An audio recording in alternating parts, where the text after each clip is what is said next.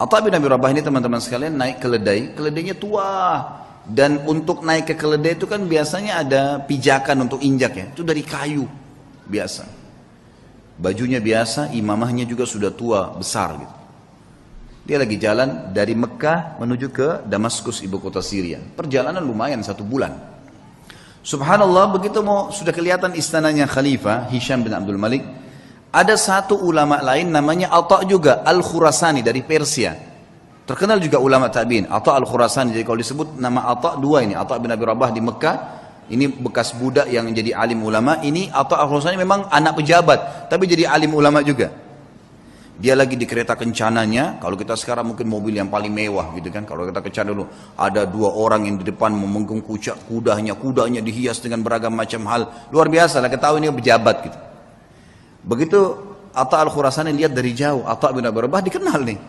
Dia suruh berhentiin kereta kencananya, ada anaknya yang ikut di situ, anaknya Atha Al-Khurasani lagi ikut. Lalu Atha Al-Khurasani turun, mendekati keledai itu. Kata anaknya yang meriwayatkan kisah, saya belum pernah lihat ayah saya turun mendampingi orang, datangin orang. Biasanya dia yang didatangin.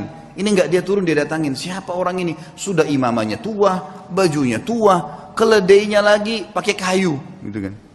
Kata anaknya nih, dia bilang, saya tidak pernah lihat ada orang semiskin itu. Dalam kisah itu gitu. Lalu ayah saya pun datang memeluk salaman seperti sahabat lamanya. Lalu mereka ngobrol, saya tidak tahu apa yang diobrolin. Lalu kemudian ayah saya kembali ke kereta kencana lalu mengatakan kepada saya, wahai anakku, saya akan masuk bersamanya ke Amir Mukminin. Kata anaknya, ayah, siapa orang ini? Saya belum pernah lihat orang semiskin ini gitu. Kata dia, hati-hati dengan lisanmu. Ini adalah Atha bin Abi Rabah. Kata anaknya, Atha bin Abi Rabah, alim ulama. Kata ayahnya, iya. Makanya hati-hati, jangan ngomong sembarang. Walaupun bukan Atha bin Abi Rabah, kau tidak pantas mengucapkan kalimat itu. Anaknya mengatakan, saya pun beristighfar kepada Allah. Lalu saya melihat ayah saya jalan kaki bersama dengan Atha bin Abi Rabah. Masuk. Ini cerita, masuklah mereka ke istana lalu mereka keluar. Kata anaknya, ayah, kata anak Atha Al-Khurasani, anaknya bilang, ayah, ceritain apa yang tadi terjadi di dalam. Kata Atha Al-Khurasani, demi Allah, kalau bukan Atha bin Abi Rabah, saya tidak diizinkan masuk. Atha bin Abi Rabah jalan pincang, kakinya hitam, tubuhnya hitam, bajunya biasa, matanya satu rusak. Jalan. Dia bilang, begitu kami masuk, ini Atha Al-Khurasani dengan baju jubahnya yang mewah dan seterusnya. Jalan. Dia bilang, begitu demi Allah kami masuk ke pintu gerbang istana, Hisham bin Abdul Malik berdiri dari singgasananya. Raja berdiri, kemudian mendekati Atha bin Abi Rabah, dan orang-orang tidak tahu nih Atha bin Abi Rabah siapa. Pejabat-pejabat ini banyak yang tidak tahu karena cuma dengar namanya. Lalu julukannya Atha bin Abi Rabah ini adalah Abu Muhammad, anaknya Muhammad. Hisham mengatakan, hahuna Aba Muhammad, kesini ayahnya Muhammad. Atha bin Abi Rabah setiap mau mampir ke sebuah kursi dia bilang, la hahuna Aba Muhammad, dirangkul terus tangannya. Kata Atha Al-Khurasani, begitu sudah dekat dengan singgasananya, lalu kemudian saya dipersilakan duduk. Atha Al-Khurasani dipersilakan duduk.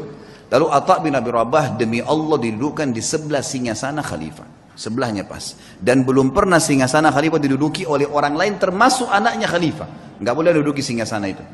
Hisham mengajak Atha bin Abi Rabah yang luar biasa begitu kehidupannya tadi, kondisinya duduk di sebelahnya. Lalu kata Hisham, ya Aba Muhammad, ada hajat apa? Kata dia, ada hajat saya. Hajat yang pertama dia bilang, penduduk Mekah dan Madinah wahai Amir Mu'minin, tetangganya Allah dan tetangganya Rasulullah SAW. Karena di Mekah ada Ka'bah, berarti orang yang tinggal di Mekah kan tetangganya Allah, bahasa santunnya begitu. Di Madinah ada rumah Nabi SAW, walaupun ada kuburannya beliau sekarang, sudah jadi kuburan, tapi kan rumahnya Nabi masih ada. Itu kan masuk dalam masjid. Tetangganya Rasulullah SAW terlambat ataya mereka. Ataya ini kayak pemberian yang diberikan oleh kerajaan, ya, dari khilafah diberikan kepada masyarakat semua, kaya atau miskin semua dapat dari hasil pendapatan negara, nanti dikeluarkan untuk kebutuhan negara, kemudian sisanya dibagi rata. Itu haknya masyarakat. Penduduk Mekah dan Madinah tetangga dengan Rasulullah SAW terlambat ataya mereka. Maka saya mengingatkan anda kepada Allah agar memberikan kepada mereka. Baik. Kata Hisham, ya gulam, sekretaris datang, catat dan berikan sekarang juga. Ada lagi hayanya Muhammad, ada lagi. Para mujahidin yang membela perbatasan kaum muslimin, mereka ribat setiap hari. Terlambat gaji-gaji mereka. ada istri dan anak mereka mengeluh dengan saya. Maka berikan hak mereka. Ya gulam, catat, segera jalankan pesannya Aba Muhammad. Ada lagi hayanya Muhammad, terus aja Atha menyampaikan hajat muslimin. Gak ada hajat dia pribadi nih, hajat begini, hajat begitu. Ringkasnya adalah, terakhir sudah 5 hajat, 6 hajat disampaikan. Kata Amir Mu'minin, masih adakah hayat Muhammad? Kata Atha al-Khurasani, demi Allah, Atha bin Abi Rabah berdiri dengan tegak di depan Amir Mu'minin, lalu mengatakan kalimat yang membuat istana itu kalau mau goncang bisa goncang. Dia mengatakan apa? Wahai Amir Mu'minin, ada hajat yang lebih penting dari semua yang saya sampaikan tadi. Kata Hisham, apa itu wahai Atha? Aba Muhammad, apa itu? Ini orang-orang kaget, belum pernah ada orang khalifah duduk, dia berdiri depannya dan dia menunjuk nih, ada hajat yang lebih penting. Kata dia, apa itu hai ayah Muhammad? Demi Allah wahai Amir Mu'minin, kau dilahirkan di muka bumi ini sendirian. Dan kau juga akan mati sendirian. Dan kau akan dihisap oleh Allah sendirian. Demi Allah, semua yang kau lihat di sekitarmu ini tidak bermanfaat buat kamu. Maka bertakwalah dengan Allah. Hisham bin Malik menangis. Waktu itu menangis luar biasa sambil memukul tongkatnya.